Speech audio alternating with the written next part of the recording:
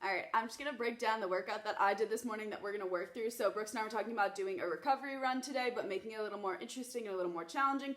So what it is gonna be 4 sets of intervals on the way out. So starting from a trail, from your house, from one starting point that you can run out and back, it's gonna be 4 sets of intervals, a 3-minute, 2-minute, and then 1 minute. You're gonna be increasing intensity. So for that first 3 minutes, it's gonna be challenging, but something you could come back to for an active recovery. So right in the middle. So for me, I started at like a 9:30 pace.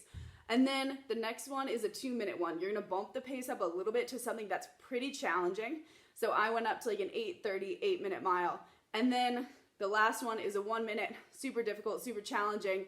I went to a 7-minute pace. So that's kind of the range that I was working with, 9:30, 8 to 8:30, and then about 7 minutes. After that last minute, you're gonna come back down to the 3rd minute, but try not to take a full recovery. So being able to go back to that original moderate pace and fight through, it takes about 20 seconds for your heart rate to come down and for you to start feeling comfortable in getting a recovery, but fight through that and try to just get into that 3-minute part through 4 of those intervals, 3 minutes, 2 minutes, 1 minute, increasing in intensity. When you get to the end, that's 24 minutes that you'll have gone through. And so stop at the end, take a breath, settle down a little bit.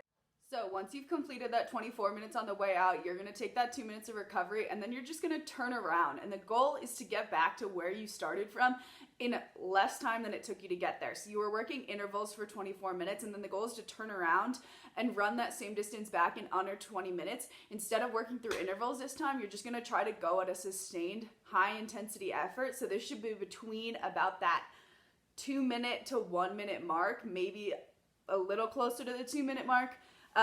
And finish that in under 20 minutes, getting back to the starting point. So this is a really good recovery run. It's super challenging, but at the same time, very doable. And it's divided up nicely into a bunch of different mental blocks that you can focus on and see what's more challenging for yourself.